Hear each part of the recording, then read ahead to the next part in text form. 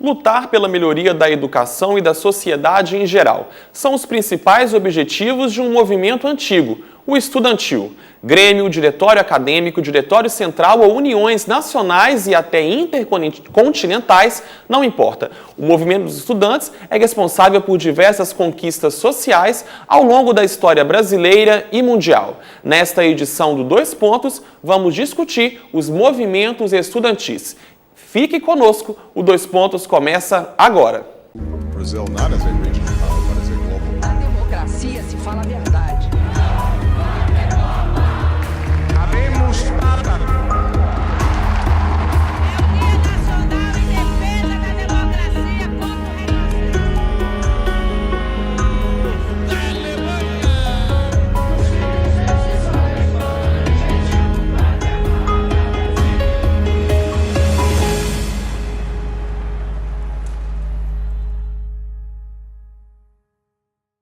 Olá, seja bem-vindo ao Dois Pontos. No programa de hoje vamos conversar sobre os movimentos estudantis com nossos convidados. No nosso estúdio, a técnica da UFMG em assuntos educacionais e mestre em História, Yara Silva.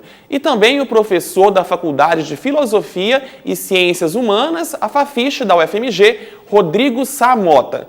Obrigado pela presença. Para a gente começar, o que difere os movimentos estudantis dos demais movimentos sociais? Bom, um aspecto é que os estudantes são um grupo que se altera muito rapidamente, né? Ou seja, alguém é estudante durante um certo tempo na universidade, 4, 5, 6 anos, e depois deixa de ser estudante. Então, esse movimento social tem uma taxa de renovação muito intensa, diferente, por exemplo, de um movimento de trabalhadores urbanos, um movimento sindical, um movimento de camponeses, ou um movimento de donas de casa, ou o movimento negro, o movimento dos homossexuais, que são grupos mais perenes, né? Uma pessoa não deixa de ser trabalhador depois de 5, 6 anos. Então, o movimento estudantil tem essa característica marcante de ser muito efêmero em termos da composição das pessoas. Está sempre sendo renovado, a liderança está sempre se alterando. E um outro aspecto também é que os estudantes têm uma inserção social que os leva a demandar frequentemente questões de caráter educacional, demandar melhoria das condições de educação, melhoria da qualidade do ensino, enfim, tem uma pauta de demandas que é referida especificamente à educação. Enquanto outros movimentos sociais demandam condições de trabalho, demandam distribuição de renda, distribuição de terra, né? Mas ainda assim o movimento estudantil é um movimento social caracteristicamente muito politizado, né? Tem demandas políticas muito fortes e historicamente se organizou de maneira muito intensa e com um impacto político muito importante. E para você, Yara? Eu acredito que, além das coisas que o professor Rodrigo comentou, o movimento estudantil tem como característica marcante uma certa radicalidade também nas suas pautas políticas, né? Talvez por ser um grupo que não tem tantas amarras e não é tão perene como o professor comentou, né? Não está preso a um emprego ou alguma situação que é permanente, né? É de certa forma mais livre para certas reivindicações, e tem também a questão da faixa etária, que é uma média de jovens. É claro que tem as suas exceções, mas na sua grande maioria são pessoas jovens, né? E aí acho que essa característica também difere um pouquinho de outros movimentos. Mas essa da rápida mudança, né, de grupo que constitui o movimento estudantil, eu acho que é uma das características que acaba afetando mais as especificidades do movimento estudantil e da atuação dele também, né?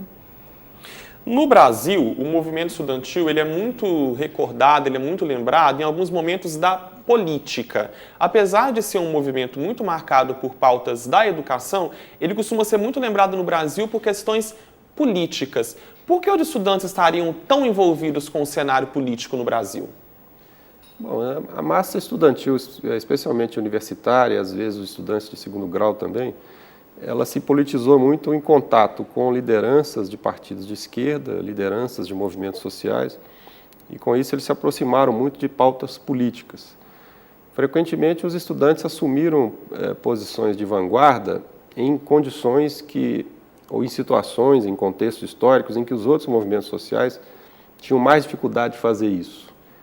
frequentemente por causa da repressão. Então, por exemplo, ao final da ditadura Vargas, antes que outros movimentos sociais, como os operários, por exemplo, conseguissem se posicionar no cenário público, os estudantes fizeram isso, fizeram movimentos, lideraram movimentos, sobretudo em favor da participação do Brasil na guerra, na Segunda Guerra Mundial, contra o fascismo e depois pela redemocratização.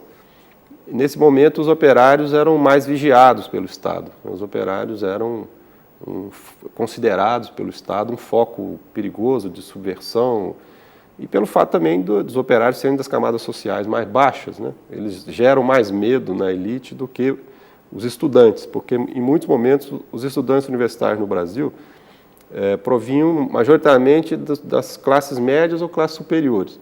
Então, isso dava a eles também uma vantagem em termos de mobilização política, porque eles sofreriam menos repressão violenta do que os operários. Hoje, esse quadro mudou muito, né? Hoje nós temos uma população universitária mais ampla do ponto de vista social.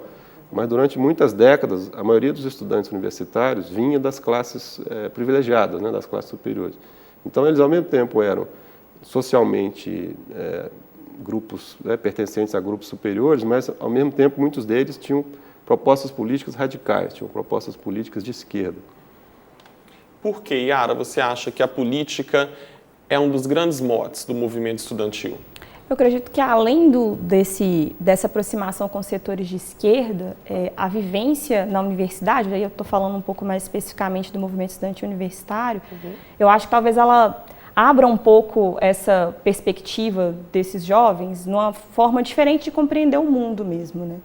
E aí, nessa forma de compreender o mundo um pouco diferente, eu acredito que a questão política, você vai percebendo, começa por pautas específicas da universidade ou da faculdade em que a pessoa estuda, mas aí você vai ampliando essa compreensão e você vê que isso está conectado com questões políticas mais amplas, né? E essas pautas, é claro, vão se expandindo para além de questões educacionais, não ficam restritas só ao ambiente universitário. Mas como as universidades no Brasil, até pouco tempo, se a gente for pensar em perspectiva histórica, eram majoritariamente públicas, isso mudou muito recentemente, né? As reivindicações por melhorias nessas instituições, ela vai se dar por meio de pressão na esfera federal, principalmente, ou às vezes estadual também, no poder público, né? Então, acho que a conexão entre essas pautas, ela foi sendo feita e vai sendo feita individualmente, e a maneira de conquistar o que é reivindicado é por meio dessas ações políticas, né? Isso que a Yara falou é muito importante, de fato. A universidade é um lugar de circulação de ideias, né? Um espaço social muito propício à absorção de ideias novas, circulação de ideias, de conceitos, de vanguarda, questionadores, às vezes também de conceitos conservadores. Mas as universidades são muito receptivas a ideias novas, então isso também contribui um pouco para esse interesse, né, dos estudantes em relação à política. Agora, eu vou conectar a sua pergunta a um tema muito atual hoje, que me ocorreu agora, que é um movimento chamado Escola Sem Partido, que tem a ver com a nossa discussão aqui, que é um movimento muito conservador. Muita gente dessa esfera conservadora tem medo das universidades e das escolas por achar que elas são politizadoras nesse sentido, que as escolas e universidades radicalizam os estudantes e podem formar a cabeça dos estudantes, transformando os jovens em esquerdistas, comunistas, anarquistas, etc. Isso é um movimento atual, mas houve movimentos semelhantes em períodos anteriores da nossa história. Mas o curioso é que, às vezes, o grupo estudantil é mais radical do que a escola ou do que os professores. Quer dizer, nem sempre são os professores ou a escola que politizam os estudantes, que radicalizam os estudantes. Às vezes é o contrário. Nos anos 60, muitos estudantes politizaram seus professores, né? Por causa do movimento estudantil radicalizado, muitas vezes certos professores foram pressionados a aceitar uma pauta de ideias mais radical do que eles teriam aceitado em outras circunstâncias. Então, para desconstruir um pouco esse argumento, né, desse movimento aí da Escola Sem Partido, de achar que professores e instituições escolares transformam os estudantes em pessoas radicais e perigosas. Às vezes é o contrário, às vezes são os estudantes que tentam transformar instituições que às vezes também podem ser conservadoras. Tem um exemplo disso, né, Rodrigo, que na própria Fafiche, os estudantes, isso na época da ditadura, os estudantes do curso de Ciências Sociais reformularam o próprio currículo do curso, considerando que os seus professores eram muito conservadores e eles queriam um currículo que incluísse Marx, principalmente, né, estudos mais à esquerda. E aí eles reformularam e fizeram uma nova proposta de currículo e foram tocando isso por um tempo até paralelamente ao currículo oficial, né? E depois isso foi melhor acertado e acordado e passou a ser um pouco desse currículo formulado pelos estudantes, foi incorporado ao currículo oficial. Mas existia uma radicalidade do movimento estudantil que via seus próprios professores como pessoas muito conservadoras, né? Então, essa ideia de que se ensina a ser de esquerda nas instituições, eu acho que ela tem que ser refletida, porque não é bem assim que, quando a gente vai estudar a fundo e analisar isso, a maioria dos estudantes viam seus professores como muito conservadores politicamente. Às vezes é o contrário, né? E fora esse, digamos que radicalismo, acho que talvez propício até da própria juventude, que costuma ser a maioria do movimento estudantil, a participação do estudante em um movimento, em um diretório acadêmico, em um DCA e um DCE, já não simula um pouco o que seria uma atuação política desse estudante, desse jovem que é o presidente do DCE, o presidente do DCA, o presidente da UNE? Como que vocês avaliam isso, essa atuação política perante a liderança das instituições? O movimento estudantil ele é uma escola de política, porque exatamente as pessoas, ao ocuparem essas funções, elas aprendem a fazer política no sentido do diálogo, do debate, do convencimento do outro, da organização de ação coletiva. Então, o movimento estudantil ele tem uma importância política muito grande pela formação de líderes. Se você vê aí ao longo da história a quantidade de líderes políticos importantes do Brasil e de outros países que passaram pelo movimento estudantil, que foram formados pelo movimento estudantil, é um percentual muito grande. Então, ele é uma escola política muito importante, é por isso que é bom que exista o movimento estudantil. Agora, é interessante que, às vezes, os estudantes podem ser politicamente organizados, mas de direita também. A ideia de que só existe movimento estudantil de esquerda é um equívoco. Sempre existiu o movimento estudantil de direita.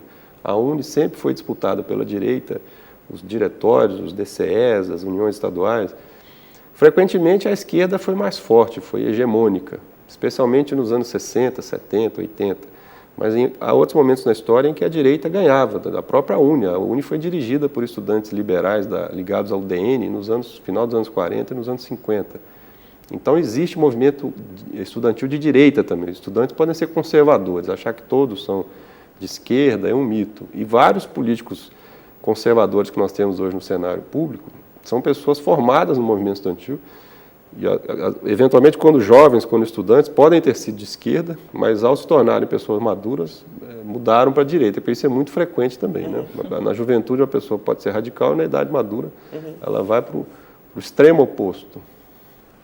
E como você avalia essa formação política propiciada pelo movimento estudantil? Eu acho que ela é muito positiva, né? Para além das grandes lideranças, não só as pessoas que ocupam cargos dentro da diretoria de um diretório acadêmico ou de um centro acadêmico como presidente ou secretário, eu acho que a própria vivência, mesmo para quem não está na chapa vencedora e que está dirigindo aquela entidade, a vivência de experiências de reivindicações coletivas, de participar de assembleia estudantil, de participar de reuniões, de se organizar por alguma reivindicação, às vezes mais específica que seja, de algo que falta naquela faculdade, ou reclamação de uma aula ser reposta, enfim. São todas experiências muito válidas na vida de qualquer cidadão. Eu acho que isso faz muita falta, na verdade, para algumas pessoas, que a gente, às vezes, encontra aí na vida já adultas e que nunca tiveram nenhum tipo de experiência, nem nenhum tipo de envolvimento político, e às vezes numa simples reunião de condomínio tem dificuldade de lidar com a divergência ou de lidar com a discordância, de compreender que debater pontos opostos às vezes não é pessoal, são apenas discordâncias, e da importância do diálogo, né? Não que isso seja tão tranquilo também, porque a gente sabe que os embates são muito fortes, e as discussões são, às vezes as pessoas criam até inimizades, né, por estarem em pontos políticos diferentes, mas que é uma vivência fundamental e que eu acho que faz muita falta para nós, de uma maneira geral. Eu acredito que isso faz. Isso não só na juventude, mas algo que se leva para o resto da vida mesmo. Agora, dentro dessa questão do movimento estudantil, a gente falou um pouco sobre o movimento estudantil de direita e o de esquerda. Por que os senhores acham que o movimento estudantil é mais lembrado como sendo de esquerda? A atuação da direita nele não é tão lembrada no Brasil. Bom, talvez porque quem construa a memória do movimento estudantil seja a própria esquerda, né? Seja a própria esquerda falando sobre a sua memória, sobre a sua história. Mas mais importante do que isso é que os momentos em que o movimento estudantil teve uma visibilidade pública maior, ele estava liderado pelas esquerdas. Então, os momentos que a gente sempre lembra mais, como os que eu citei, o final da ditadura Vargas, as campanhas de rua contra o fascismo, pela entrada do Brasil na Segunda Guerra, e depois, nos anos 60, os movimentos estudantis por reforma universitária antes do golpe de 64, e depois os movimentos estudantis contra a ditadura a partir de 66, 67, 68, esses movimentos tiveram uma visibilidade pública muito intensa. Eles fizeram protestos de rua, marchas, fizeram passeatas, né, geraram aqueles confrontos famosos de 68, né, com a passeata de 100 mil no Rio de Janeiro, a chamada Batalha da Rua Maria Antônia, em São Paulo, né, em frente à Faculdade de Filosofia da USP, que, aliás, se confrontava na época, a Faculdade Mackenzie, que era mais de direita. Enfim, esses momentos em que há grande visibilidade pública, o movimento estudantil está liderado pela esquerda e com demandas democratizantes, não necessariamente demandas de esquerda radical, mas demandas de democratizar as instituições, de combater ditaduras. Então, isso deu ao movimento estudantil uma visibilidade muito grande, né? E isso já ajudou a marcar a nossa memória, né, o nosso imaginário sobre o movimento estudantil, porque ele foi mais aguerrido, pautando demandas, reclamando do Estado, reclamando reformas e tal. Quando o movimento estudantil foi mais liderado pela direita, como nos anos 50, ele não apareceu tanto publicamente. Talvez até por uma característica da direita, que ela, em geral, ela tem uma atuação mais defensiva do que ofensiva, né? Sobretudo a direita conservadora, a visão de mundo dela é defender a ordem de ameaças que ela sofre. Então, muitas vezes, ela não tem uma ação tão ofensiva assim, mais defensiva e de atacar a esquerda. De qualquer maneira, quando aconteceu o golpe de 64, por exemplo, havia grupos de jovens, alguns organizados em diretórios, outros não, que apoiaram o golpe de 64 e que lutaram contra os estudantes de esquerda. Esses são menos conhecidos, mas eles estiveram também no cenário. E é importante que não sejam esquecidos, até porque hoje a gente vê também, né, aparecendo lideranças ligadas aos estudantes de direita, né? Elas estão por aí, de vez em quando a gente ouve falar que houve uma pichação aqui no campus, por exemplo, em outros lugares também. Então, a direita, né, ela nunca esteve ausente do cenário e hoje parece que ela está voltando com uma força que já teve em outros momentos. E acho que hoje atuando de uma forma talvez um pouco mais ofensiva também, né, Rodrigo? Você estava falando defensivamente, tradicionalmente, mas isso tem se alterado um pouco, né?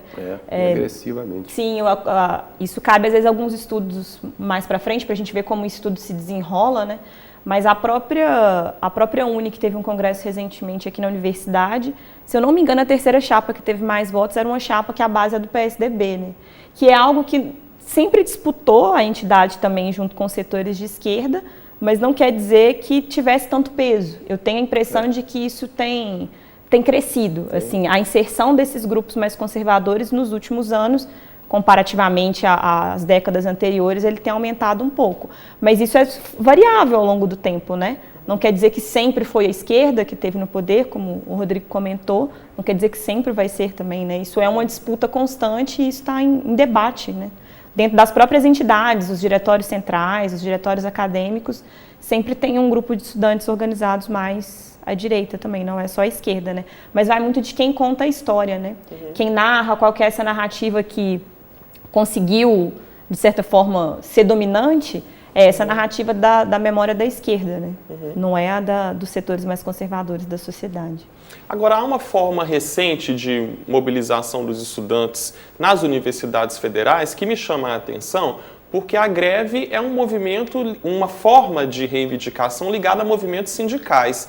Em universidades federais no Brasil, estudantes têm realizado greves também. Eles se recusam a assistir às aulas. Em geral, quando os professores declararam a greve, ou antes, ou um pouco depois do fim da greve dos professores, eles costumam também anunciar uma greve. E a greve é um movimento, uma reivindicação trabalhista. Como vocês avaliam essa manifestação de uma greve feita por estudantes que se recusam a ter aula até uma situação na universidade ser resolvida?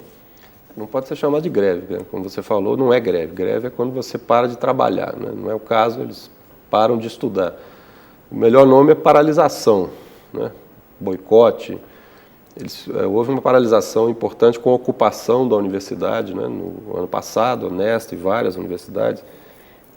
E eu, como professor, eu apoiei esse movimento dos estudantes porque me parecia que o momento era realmente grave, né? Estava em discussão a aprovação de uma emenda constitucional que vai significar uma redução de investimento público nas universidades públicas por muito tempo e em outros setores públicos também, na saúde, etc. Então, a atitude dos estudantes eu acho que foi correta do ponto de vista político enfim, e valiosa, né? Só que em determinados momentos a ocupação poderia ter se estendido menos, né? No caso da UFMG, até que a liderança estudantil saiu da paralisação, né? Interrompeu a paralisação sem tanta demora, mas em algumas outras universidades eles demoraram um pouco mais. Aí é uma questão de timing político, né? De você saber qual que é o momento adequado ou não. Bom, e aí política é sempre uma avaliação de opinião, é conflito, algumas pessoas são a favor, outras pessoas são contra, mas o fato dos estudantes paralisarem as aulas é um tipo de ação política legítima como qualquer outra, né? Só que não é greve, é paralisação. E a última que eles fizeram foi bastante eficaz, né? Foi bastante maciça. Acho que não houve nenhuma paralisação estudantil como essa que eu me recorde na UFMG, acho que nunca houve, né? Que conseguisse paralisar quase toda a universidade, ou seja, os estudantes, né? Anteriormente nós tivemos greve de professores e técnicos que pararam a universidade, mas desta vez foi uma atuação estudantil e os professores vieram um pouco a reboque, né? A greve dos docentes foi declarada depois, enfim. Então é uma forma de ação de luta dos estudantes, num certo sentido até relativamente nova, porque anteriormente, nos grandes eventos que eu mencionei, né, nos anos 40, nos anos 60, os protestos eram de rua, para chamar a atenção, né, da sociedade ou para chamar a atenção das forças de repressão. Às vezes uma ocupação de prédio, né, houve em 68, por exemplo, a ocupação do prédio da Faculdade de Medicina, da Faculdade de Direito, mas não eram paralisações assim, né, de tempo mais demorado de toda a universidade. Então esse movimento recente para mim teve um caráter inédito. Agora, como todo movimento social, os estudantes têm que saber usar essa estratégia com inteligência também, né? Porque se usar demasiadamente ela se enfraquece e perde, né, a capacidade de alcançar o projeto político. Ou se ela se banaliza, ela pode se esvaziar de sentido também, né? Mas esse nome greve, apesar de causar estranheza, né, porque ele justamente ele é utilizado para quando trabalhadores, principalmente reivindicando questões salariais ou de legislação trabalhista param, ele já foi utilizado antes também, né? E eu acho que ele é utilizado por uma questão, obviamente, política, né? Por mais que a gente avalie, bom, quem faz greve é trabalhador, o termo correto seria paralisação, o próprio movimento estudantil nomeia isso como greve, acredito eu, justamente para causar um impacto maior, né? Que no nosso imaginário, greve tem um peso maior do que paralisação, né? Parece algo mais radical, algo mais duradouro. Paralisação normalmente se associa com algo que dura um dia só, no máximo 2, né? Mas isso essa própria nomenclatura já foi utilizada antes também. Antes do próprio golpe militar, os estudantes chegaram a fazer, eles nomearam como greve, né? A famosa greve do 1/3, que era uma reivindicação para que todos os órgãos de universidades públicas tivessem representação de pelo menos 1/3 de estudantes, conselhos universitários, enfim, esses órgãos colegiados que a gente tem até hoje. Não quer dizer que todo mundo aderiu maciçamente, e isso também não se equivale ao que houve agora nesse ano, que envolveu a ocupação dos prédios, né, que a circulação estava foi um movimento muito mais articulado, eu acredito, esse de agora, e até com um nível de radicalidade maior, porque o acesso aos prédios estava impedido, né? Mas eu estou só querendo trazer aqui o fato de que isso já foi usado antes, isso não é algo que surgiu hoje. O termo greve, não estou dizendo nessa dimensão, nem nessa conjuntura específica igual de agora, porque dessa forma, ocupações nesse nível e durando tanto tempo é uma grande novidade mesmo. As pessoas comumente também falam que os jovens hoje só querem saber de protestar no Facebook, reclamar na internet. As ocupações das escolas no ano passado, elas mostraram que não, que os jovens têm um protagonismo importante. O que vocês acham que motivaria esses jovens a ocuparem as escolas e, naquele momento, terem um protagonismo no cenário político, de oposição? Acho que a questão básica foi a proposta de emenda constitucional que estabelecia o teto, né, de gastos públicos, que vai significar a médio prazo a redução de investimento público. Acho que essa foi a fagulha, né, que assustou a muita gente, assustou a professores, técnicos, enfim, e os estudantes também. Agora, eu acho que tem outro aspecto também, que é um projeto, digamos assim, de empoderamento da liderança estudantil, né? Muitos líderes queriam ocupar um espaço político, mostrar a sua capacidade de organização, mostrar a sua força. Então tem algo que é próprio do movimento estudantil. E também, talvez tenha, mas isso é algo que deveria ser melhor estudado, é uma impressão que eu tive, é que em muitos casos também a liderança que fez a ocupação, pelo menos aqui na área que eu vi, são estudantes com um perfil social peculiar, estudantes que vêm das classes sociais mais baixas, estudantes tendencialmente menos brancos do que havia na universidade em certos segmentos, né? Estudantes com demandas de direitos da área de gênero, por exemplo. Então havia uma outra politização para além da questão dos gastos públicos, da garantia da manutenção do gasto público com a educação. Havia também uma demanda ali de certos grupos que queriam se mostrar para a universidade, apresentar outras demandas próprias, que não apenas da questão educacional, mas da aceitação dos seus valores, né, da sua visão de mundo, e, enfim, mostrar também, né, o seu perfil próprio para a universidade. Isso ficou muito visível, né, no caso de algumas lideranças. Eu disse que apoiei, mas a gente também fica desconfortável às vezes, porque, por exemplo, foi a primeira vez que eu tive que entrar na Fafiche, que eu sou professor lotado, eu tive que pedir autorização para entrar na Fafiche, eles bloquearam, e a gente, para entrar, tinha que pedir autorização e receber um crachá. Isso eu achei uma coisa um pouco bizarra, né? Eu, enfim, respeitei e aceitei, até porque não tinha outra opção, mas na hora pensei que o movimento estudantil podia ter tratado os professores da casa de uma outra maneira, até porque a maioria de nós estava apoiando o movimento, né? Mas, enfim, essas diferenças aí, essas rusgas, né, são normais e fazem parte do jogo. Mas você acha que ajudou a mostrar que o jovem não está só reclamando e protestando na internet? Acredito que sim. O volume de pessoas que participaram não só das ocupações, mas inclusive dos atos de rua que aconteceram até nos últimos meses. Tem um pouco mais de um mês, teve um dia de greve geral que conseguiu parar muitos setores da cidade como um todo, e também no ato que teve, você via uma presença muito marcante de jovens, não, apesar de as centrais sindicais que convocaram a data, o movimento estudantil estava presente, era muito visível, né? Estudantes universitários, estudantes de ensino médio e até fundamental em alguns momentos também. Então, isso é uma prova de que há um interesse de envolvimento mais intenso. Não é uma questão só de postar algo no Facebook ou de fazer um vídeo reclamando de alguma coisa, que eu também não acho que é uma ferramenta menor, é uma ferramenta importante também, que consegue mobilizar muita gente de uma forma muito rápida, que ela também ajuda a fortalecer e articular melhor várias questões. Então, isso foi uma prova disso também, né? De que há uma capacidade de articulação. Isso que o Rodrigo estava comentando de grupos reivindicando outras questões que não são as educacionais, eu acho que isso é muito novo também, porque são grupos que entraram na universidade pública muito recentemente, né? Isso é algo que aconteceu de 10 anos para cá, no máximo. O perfil da universidade, e eu imagino que, consequentemente, das pessoas que atuam no movimento estudantil universitário, se alterou bastante, né? Não é mais aquele padrão de classe média que estudou em escola privada, pessoas majoritariamente brancas, né? Tem tido uma alteração. E aí, à medida que tem outros grupos sociais aí dentro, as reivindicações também tendem a sofrer algumas alterações, a incluir algumas pautas que não eram pensadas, a apresentar demandas que às vezes não se colocavam jamais para esses indivíduos que antes ocupavam as universidades. Então, é uma disputa, é claro, não quer dizer também que isso foi definido e que um determinado projeto já é vencedor, mas a gente vê algumas questões que estão surgindo como novidades mesmo, né? A UFMG foi um importante centro de resistência à ditadura militar no Brasil. A gente confere agora um pouquinho dessa história.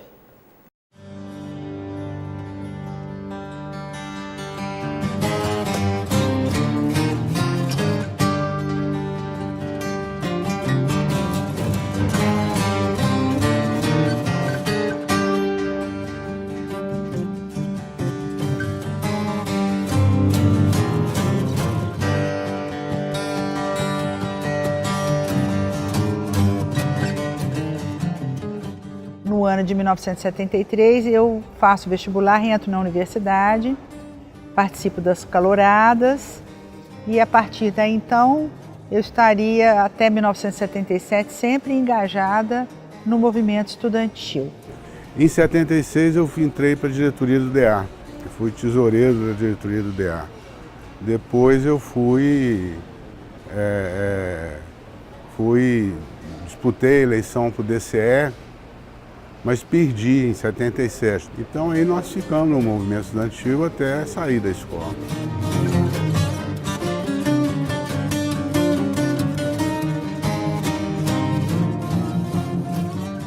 Eu comecei a participar do movimento estudantil por volta de 75.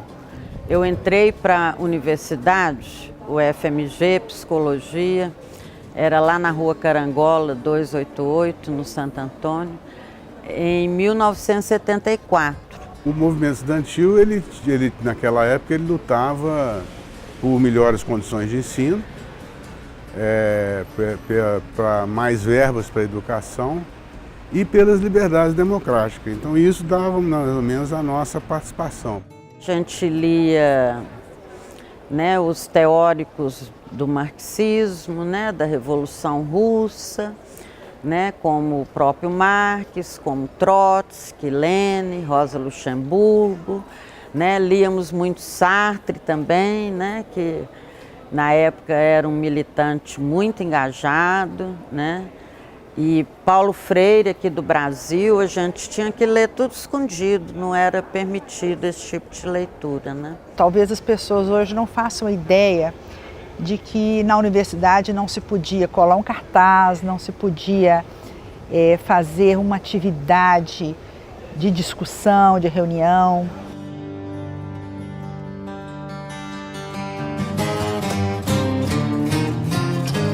Propusemos a realização desse encontro, que seria o terceiro Encontro Nacional dos Estudantes, para recriação da UNE. Os estudantes se organizaram e aqui o DCE assumiu, né?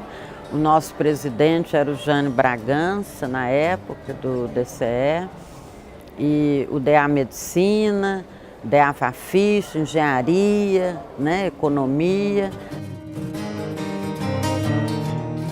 Nós forçamos, o reitor pediu para a gente não fazer, nós decidimos que iam fazer assim mesmo e que era fundamental para poder garantir a liberdade de organização. Nós queríamos organizar a nossa entidade máxima, a UNE. Né? Daí a gente combinou de ir no dia 3 para o DA, porque seria dia 4 o encontro para a gente já se manter ali como em vigília, né? Já juntos para realizar um encontro. Em um determinado momento na madrugada, a Polícia Militar e o Exército cercaram aqui o DA. O DA não tinha, o campus. O campus não tinha aquela grade ali não, ali era aberto. Eles cercaram aqui, nós estávamos aqui, eles cercando ali. Então alguém teve a ideia na Assembleia de telefonar para a família, para o irmão, para o pai, mãe, etc., para vir para cá, que a polícia estava cercando e que nós precisávamos de comida e de água. Nós tivemos uma manifestação aqui dentro de resistência e uma manifestação fora na cidade que ocupou as igrejas e que a polícia desceu o pau em todo mundo. Eu estava no meu último ano de universidade e fiz parte de uma comissão que foi eleita no dia 3, um dia antes do evento, pelo grupo que estava dentro da faculdade. Este grupo, sabendo da possibilidade de repressão, elegeu uma comissão prevendo que seria necessário fazer contatos e tomar algumas providências, tendo em vista o fato do encontro ter sido proibido. Eu acredito que essa negociação transcorreu ao longo de quase o dia inteiro, do dia 4, confluindo para a prisão dos colegas que estavam ali, uma prisão temporária para o registro. E eu acredito que esta negociação impediu que houvesse uma pancadaria, vamos dizer assim, com a invasão da polícia lá. Tinha um grupo dentro, entre os estudantes, que defendia enfrentar a polícia. Eles achavam que se enfrentar a polícia Era uma coisa que facilitaria a queda da ditadura, etc. Não teve uma assembleia assim, para decidir mais ou menos se a gente ia ser preso ou se a gente ia enfrentar a polícia. Aí ganhamos que ser preso. Aí ficamos na expectativa que a gente não imaginava o que a polícia ia fazer. Se eles iam entrar no campus, e descer o cacete na gente, ou se eles iam entrar no campus e segurar.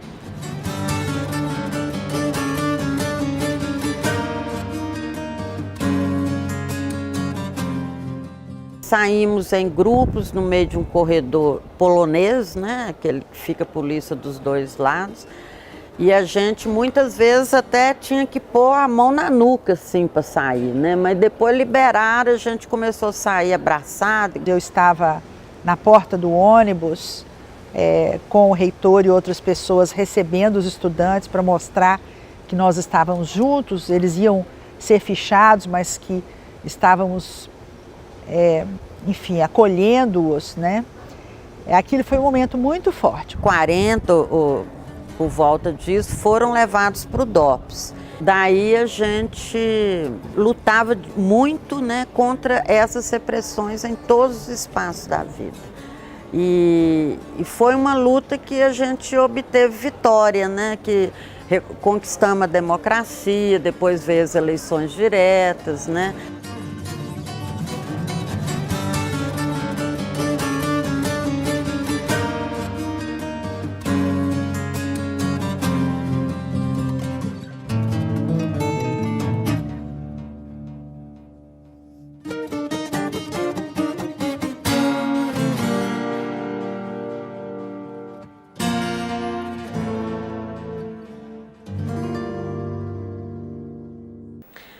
A gente pode ver no vídeo a presença de vários professores da UFMG que atuaram no movimento estudantil na época da ditadura militar. A gente sabe que há um certo preconceito com quem faz parte do movimento estudantil, de pessoas que falam assim, essa pessoa não quer saber de estudar, não quer saber de formar, quer só ficar no movimento estudantil.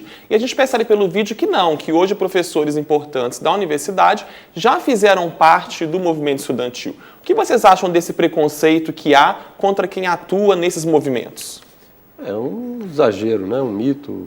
Muita gente que teve militância política se dedicou tanto à ação política quanto aos estudos. Além dos professores que estão nesse vídeo, há inúmeros outros que seria difícil de contar, né? O percentual é muito grande. É claro que existiram, em momentos anteriores, como existem hoje, alguns militantes permanentes, né? De movimentos políticos que estão menos interessados em estudar do que fazer militância, e às vezes prolongam a sua permanência no curso por razão política. Mas eles são uma minoria ínfima, eles não representam, né, o movimento estudantil no seu conjunto. Então isso acho que é uma imagem muito superficial do que significa o movimento estudantil. Pelo tudo que nós falamos aqui, está claro que o movimento estudantil tem uma importância política que vai muito além da atuação de uma ou outra liderança. Agora, quanto à questão da resistência, a universidade, a UFMG como outras universidades, teve momentos de resistência, mas não a universidade, né? Algumas lideranças, o movimento estudantil em certos momentos, alguns professores, mas não se pode exagerar essa ideia, né, da resistência à ditadura, porque ela simplifica um pouco as coisas. Houve professores, estudantes e técnicos que apoiaram também a ditadura, que receberam bem a ditadura, especialmente no início dela. Assim como houve outros que não resistiram nem apoiaram, mas buscaram uma forma de acomodação com a ditadura. Então é bom dizer isso para a gente não ficar imaginando que todo mundo resistiu à ditadura. Porque se todo mundo tivesse resistido à ditadura, a ditadura não teria existido, né? Ela não teria durado 20 anos, ela tinha acabado bem antes. Então houve resistência, houve luta, e é importante que isso seja lembrado, né, até para mostrar que essa luta ela pode ter eficácia, ela pode contribuir para desmontar o Estado autoritário, mas é importante para entender o fenômeno do autoritarismo que há também gente que apoia. Aliás, isso está muito visível hoje, né, no quadro político que nós estamos vivendo, um percentual muito elevado de pessoas que apoiam soluções autoritárias, apoiam tirar do poder um presidente sem provas de que ele tenha cometido crime, gente que hoje aí defende o retorno dos militares ao poder.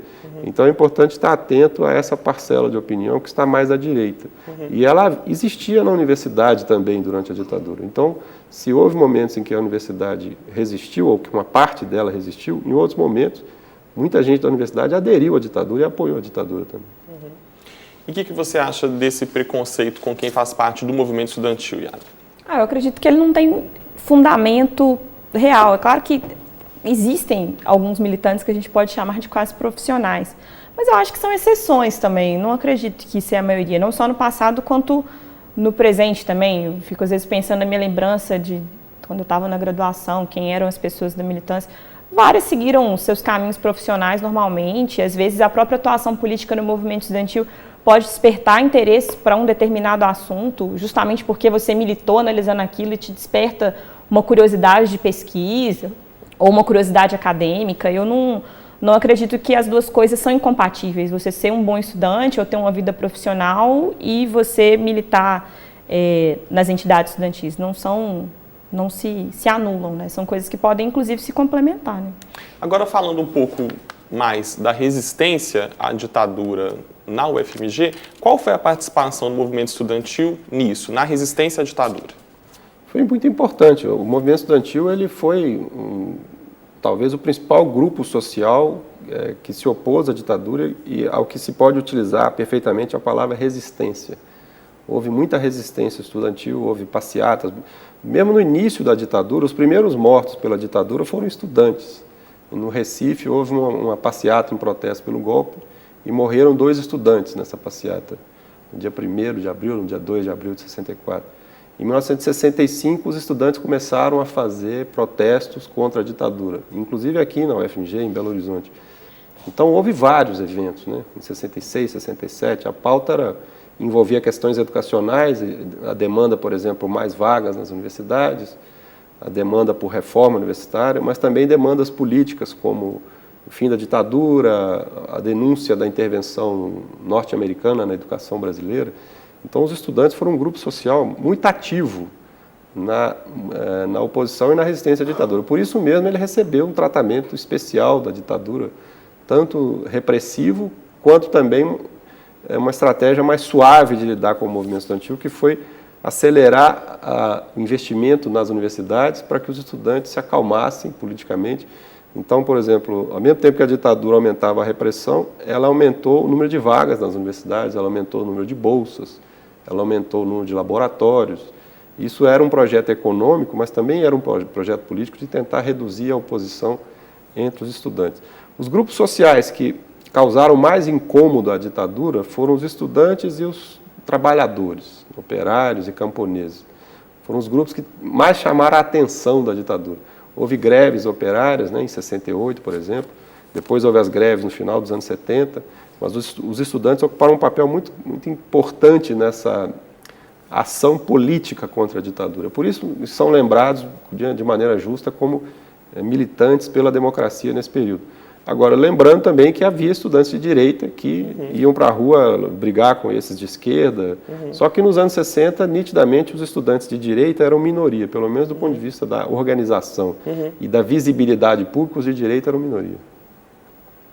Como que você avalia, Yara, essa participação do movimento estudantil, na UFMG, nessa resistência à ditadura militar? Eu acredito que no caso da UFMG, foi claramente o grupo que atuou com mais força, com mais organização e de forma praticamente constante, né, durante todo o regime militar, né, desde os primeiros momentos.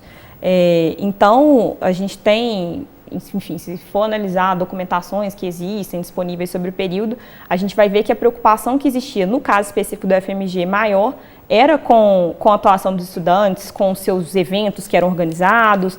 Tudo era alvo de preocupação, né, do regime militar e dos órgãos de repressão e de informação também. Desde uma simples assembleia ou uma eleição de ideais de DCE, que também era alvo de atenção, saber quem ganhou, quem era o presidente, que grupo político ele pertencia. Então, no caso específico aqui da universidade, a gente vê, se for pensar no volume documental que foi produzido para investigar o movimento estudantil que tem disponível para consulta hoje, ele é muito maior mesmo do que um volume documental de atenção para para outros setores. Não quer dizer que não existiu ou funcionários ou docentes também que tiveram atuação de se contrapor ao regime militar, mas eu acredito que não eram tão bem organizados e tão bem articulados como os estudantes, que tinham as suas entidades representativas, atuando muitas vezes na clandestinidade, mas também atuando, né?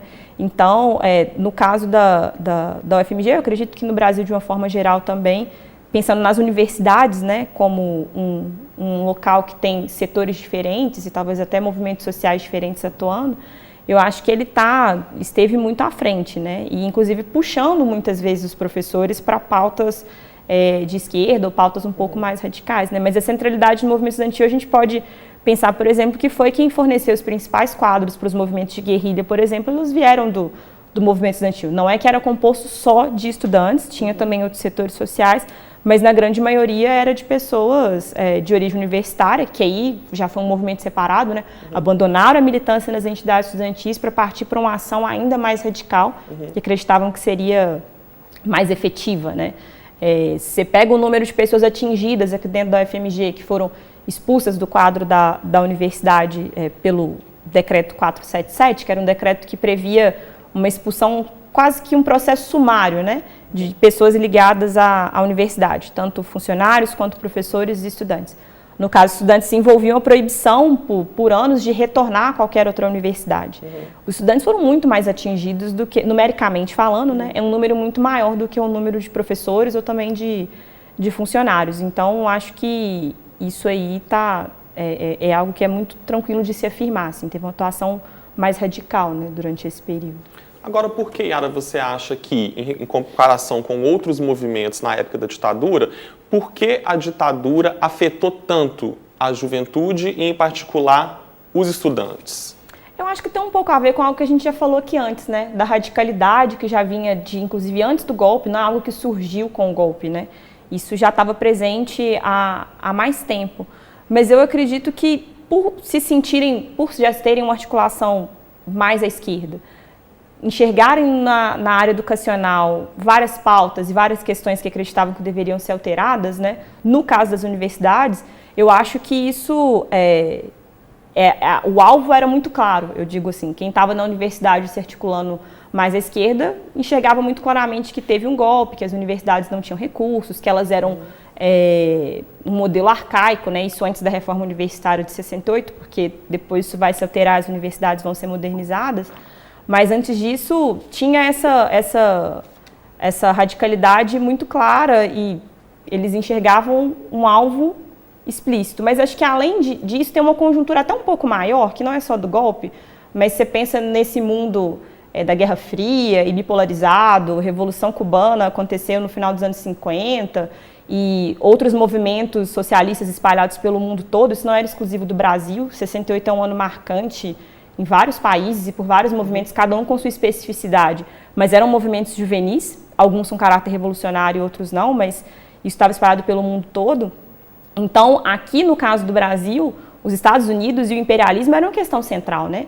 Você pensar nas interferências que estariam sendo feitas na própria educação brasileira por ações dos Estados Unidos ou de agências norte-americanas participando e atuando nas universidades brasileiras. Então, eu acho que a conjuntura ela é mais ampla ainda do que o próprio golpe, né? Não é algo específico só por conta da ditadura brasileira, não. Acho que é mais amplo ainda do que isso. Tem uma questão que eu acho interessante também, é que a ditadura no Brasil, ela foi modernizadora do ponto de vista econômico e tecnológico, e inclusive universitário, mas ao mesmo tempo ela era conservadora do ponto de vista moral, do ponto de vista dos valores. E isso afetava particularmente a juventude universitária. Se você pegar, por exemplo, o trabalho da censura federal, a censura federal atuava muito na proibição da divulgação de temas referidos aos comportamentos, inclusive os novos comportamentos. Então a ditadura ela tentava enquadrar, né, toda a sociedade, especialmente a juventude, dentro dos parâmetros dos comportamentos tradicionais. E esse é um momento, dos anos 60, em que tem uma efervescência mundial da juventude demandando direitos, demandando liberdade sexual, demandando liberdade de comportamento, de vestimenta, etc. Então, isso também é um fator que estimula, né, o choque do jovem estudante contra essa ditadura, que era uma ditadura conservadora do ponto de vista moral. Agora, a gente pode dizer que durante o impeachment do presidente Collor, o movimento Cara Pintada teve grande atuação dos estudantes no Brasil. E durante o impeachment da presidente Dilma, não se houve, ou parece não ter ocorrido, uma mobilização tão expressiva de estudantes. A gente pode dizer que há uma diferenciação do comportamento do movimento estudantil no impeachment do Collor e no impeachment da Dilma? Eu acho que pode, porque mas também são situações historicamente muito diferentes, né? Eu estou dizendo na articulação do próprio impeachment, como que um se deu e como que outro se deu, qual é a conjuntura, né? O do Collor, você tinha setores de esquerda indo para as ruas pedindo para que ele saísse. Agora, recentemente, a gente teve estudantes se mobilizando de formas variadas, pelo contrário, nomeando isso de golpe e falando que a presidente deveria permanecer. Então, é uma situação até um pouco inversa, Mas não né? foi tão forte e tão numeroso quanto o movimento que pediu para que o Collor saísse. O movimento pedindo para que a Dilma ficasse, houve a mobilização de estudantes, mas não foi tão forte quanto o dos caras pintadas. Tem alguma explicação para isso? O governo da Dilma perdeu o apoio de uma parte da esquerda, né? Depois da eleição de 2014, o início do segundo mandato dela, ela perdeu o apoio de uma parte da esquerda. Isso também influencia um pouco o quadro. Agora, você está visualizando uma situação que é diferente. O conflito de rua de 2015, 2016, não é comparável ao de 92, porque em 92 só foi para a rua quem era contra o Collor, né? Só teve gente contra o Collor, praticamente estudantes, a maioria era estudante. No caso do impeachment, teve uma massa a favor do impeachment e um volume de pessoas importantes contra o impeachment, menor, mas contra o impeachment. Então, possivelmente, nesses protestos contra o impeachment, houvesse um percentual de estudantes ou de liderança estudantil semelhante ao que teve em 92. Só que eles não ficaram tão visíveis por causa das grandes marchas a favor do impeachment, né? Da classe média, dos chamados coxinhas, etc. Que, aliás, depois sumiram da rua. Você estava falando de gente que só fica no Facebook, e agora o pessoal que foi a favor do impeachment só está no Facebook, né? Ou talvez nem tanto no Facebook, né? Sei lá onde estão, mas sumiram do cenário, né? Sumiram. Agora, a gente falando um pouco, foi citada aqui durante a nossa conversa em alguns momentos, a questão da organização do movimento estudantil. Ele seria mais unido do que outros movimentos? Ele teria um diferencial na organização? Para fazer ocupações de escolas, como fizeram no último ano, para fazer outros movimentos ou não? Eu acho que essa organização agora de ocupação foi uma coisa muito espontânea. Francamente, eu fiquei surpreso com a capacidade de organização que eles tiveram, porque isso demanda uma dedicação muito grande. Mas não dá para dizer se são mais organizados, por exemplo, que o movimento sindical. A diferença é que o movimento sindical tem uma estrutura melhor, né? O movimento sindical tem mais dinheiro, tem sedes, tem recursos para fazer treinamento, para fazer cursos, um monte de coisa, recursos para viagem. O movimento estudantil, em geral, é bem mais pobre, né? Porque a arrecadação de dinheiro é bem menor. Então, o movimento estudantil, às vezes, ele é mais espontâneo, às vezes, ele é mais criativo, né? Até por causa da juventude, por causa de serem estudantes. Mas não dá para dizer se são mais ou menos organizados. Tem momentos que parece que o movimento estudantil está completamente desorganizado, porque você não vê acontecendo muita coisa. Mas aí, de repente, eclode uma mobilização e eles fazem coisas bem feitas, coisas criativas. Então, acho que isso depende um pouco do momento também. Acho que isso é muito variável, né? Não tem como afirmar isso, assim, categoricamente, se é mais organizado ou mais unido. Porque até se comparar com o próprio movimento sindical, o movimento sindical também tem as suas flutuações e as suas variações de atuação mais forte, ou de estarem um pouquinho mais apagados, né? Agora, é claro que tem mais estrutura, mais recurso financeiro do que o movimento estudantil. Muitas vezes até o próprio movimento estudantil corre atrás de auxílio das entidades sindicais porque sabem que podem ser parceiros, né? Pessoas que têm nessas próprias ocupações, eu acho que tiveram alguns momentos que houve parcerias, né? Entre as entidades sindicais atuando Brasil afora e as entidades estudantis, né? Mas eu não consigo ver um mais unido, um mais organizado que o outro, não. Acho que isso é bem variável. Tudo bem. Agora, para a gente encerrar, o nosso tempo já está acabando.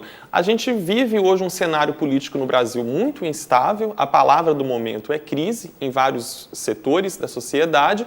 E a gente, ao mesmo tempo, tem uma mudança muito grande na universidade. Com o Enem, o Exame Nacional do Ensino Médio, o acesso maior à universidade. O que vocês podem comentar, os senhores podem dizer um pouco sobre o futuro do movimento estudantil no Brasil? Quais vocês acham que são os principais desafios? O desafio é fácil, né? O desafio é contribuir para evitar que as universidades entrem numa crise grave nos próximos anos, porque o cenário é muito ruim, as verbas já diminuíram muito e tendem a diminuir mais ainda, a depender dos próximos governos, né? Se continuar em 2018, né? Supondo que tenhamos eleição em 2018, se ganha um governo com uma visão igualmente liberal de redução de gastos públicos, etc., essa expansão da universidade que você mencionou, ela vai entrar em crise por falta de recursos.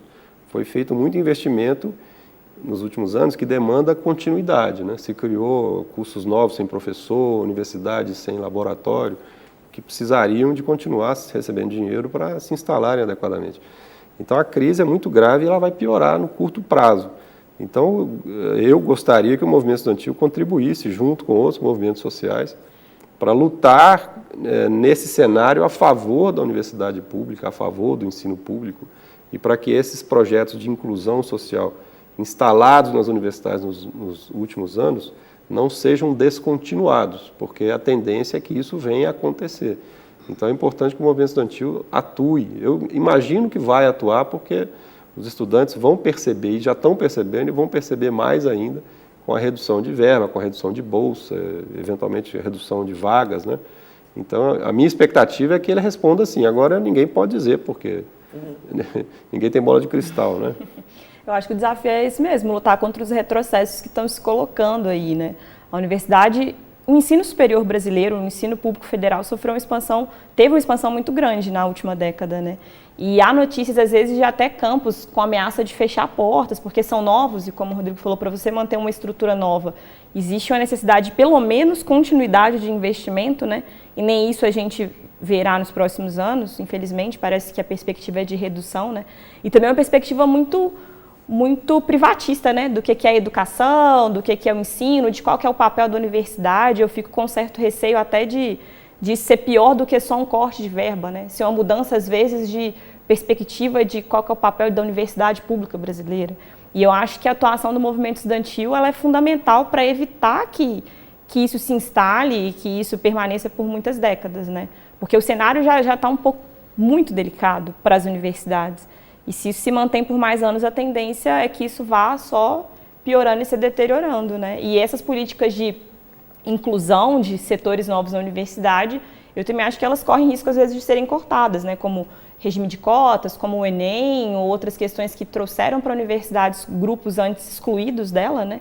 Políticas de assistência estudantil. Se isso é cortado, isso mina esse projeto, né? Esses grupos podem voltar a não fazer parte das universidades públicas brasileiras, né? Já são em pouco número, não quer dizer também que esses programas de inclusão conseguiram fazer com que a universidade se tornasse totalmente democrática, né? Mas teve uma mudança no perfil e isso pode ter um retrocesso grande nos próximos anos, né? Infelizmente, o nosso tempo acabou. Muito obrigado pela participação. Participe você também do programa 2 Pontos. Entre em contato conosco pelo e-mail tvufmg@ufmg.br. Muito obrigado pela companhia e até o próximo 2 Pontos.